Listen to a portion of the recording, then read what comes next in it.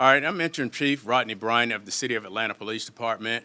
Wanted to come to you today and give you some information about the incident that occurred on 4th of July involving Secoriea Turner.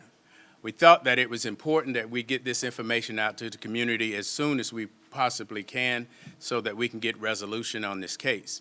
I thought that it was also important that I come before you to let you know that the men and women of the Atlanta Police Department are continuously working very hard in these streets to make sure that we curb the level of violence that we saw over the weekend. These men and women come to work every day dedicated to make sure that this city remains safe. And so there has been some level of progress in this case, and I'll turn it over to Lieutenant Malecki to let you know exactly where we are as a result of this particular case. I'm sorry. Thank you, Chief. I'm Lieutenant Pete Malecki, and I'm the commander of the Atlanta Police Homicide Unit. This is Detective Shepard, and he is the lead detective assigned to this case. First and foremost, on behalf of the Atlanta Police Department, I'd like to offer sincere condolences and prayers to the family of 8-year-old Secoriea Turner. But in this instance, that's not enough. So in just a moment, I'm going to present to you a short video clip as well as a flyer. And at that point, I'm going to plead for the assistance with the public in helping us get a person of interest identified in this case. On July 4th, at around 9:45 p.m., Secoriea Turner was the passenger of a 2016 Jeep Cherokee. That vehicle was traveling westbound down University Avenue when it came across a makeshift roadblock that was manned by numerous armed individuals. The driver of that vehicle attempted to go around that roadblock, at which point that vehicle was immediately met by gunfire, resulting in the death of an 8-year-old child. Would you please play that video? Can you wait a second, because we have to change filters. Sure.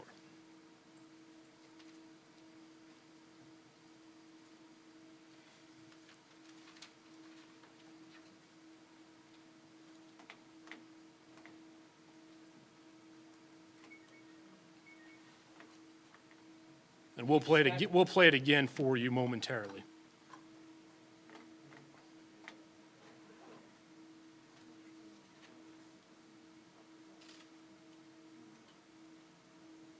So as you can see, this is one of several individuals who are a person of interest in this case.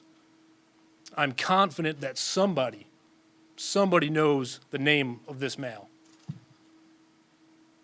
And with a simple phone call, an individual can earn a $20,000 reward being offered through Atlanta Crime Stoppers. In addition, it's the opportunity to do the right thing. Although we have a lot of work to do in this case in identifying the remaining individuals responsible for the death of an 8-year-old child, this is the first step in that process.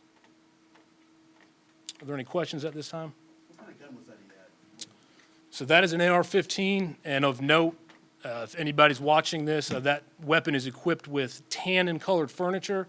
It is a tan buttstock and a tan foregrip on that rifle. Were the other, do you know if the other suspects or people who were there had similar like assault rifles? We do know there were multiple individuals out there armed with rifles as well as various handguns. We were getting some, not reports, but word on the street that maybe there was someone in the car pulled a gun first, and this was a defense. So we've investigated that aspect. We have video evidence that suggests that did not happen. We've also processed that vehicle, and there is no ballistic evidence to suggest that that occurred at this point. How many other suspects are y'all looking for? So we believe at this point there's going to be at minimum of 3 additional suspects. And of course, as we have time to progress through the investigation, that number can change. Any idea on a motive? We got word that people were just basically shooting across the street at each other, and then basically the bullet hit the 8-year-old, obviously by mistake. No, that, we do believe that that vehicle was targeted as a result of direct gunfire when it crossed that barricade. Can you clarify what the armed individuals were doing out there? So at this point, we know they were out there. I'm not sure what their purpose is, and that is something that, you know, we hope to figure out in the days to come. This wasn't their first night out there, was it? Correct. No, we don't believe that was their first night out there. And a question people continue to have is why was this allowed, why were they allowed to be out there? If they've been out there before and then. Well, I think right now it's important for us. We just want to focus at this time on this particular incident, and that's what we're going to stay focused on. You said you have other videos. Would you guys release any of those? So when the time comes, once we have that video, and if it benefits our investigation, we would be happy to release additional video as we gather it. And at what point did anybody become aware that there were barricades out there that night? Was it until they got there, or was there any indication beforehand that there was some barricades in the street? So I believe the barricades were sporadic. So to my knowledge, part of this incident, I had no knowledge of barricades. Have you guys been getting any leads? You said We've been getting a lot of Crime Stoppers information, and I want to say thank you to the public that is coming forward and providing that information, and we hope that will continue, especially with the increase of that reward up to $20,000. Okay. Gentlemen with weapons, did they have a name? Did they have, the ones that are guarding the windows? Well, did they that's, have a name? yeah, that's what we're hoping to identify with the help of the public. We don't have that yet. Wait, are you certain they would have seen, I mean, that they would have seen the child when they passed through? I mean, that would have been pretty obvious that there was a kid in the back seat. At this point, I don't know. I wouldn't believe so. You know, it's 8-year-old is a relatively small child in the back seat of that vehicle. Okay. All right, well, thank you. I appreciate everyone coming out. Thank you. Detective, do you have a location for this shot? I do. That is at the corner of University and Pryor at the All-American Package Store, which is 1238 Pryor Road. And aside from him, you're looking for 2 additional. We believe there's a minimum of 3 additional individuals. And again, as we dig deeper into the investigation, we'll provide information on that once we have, you know, facts that are certain.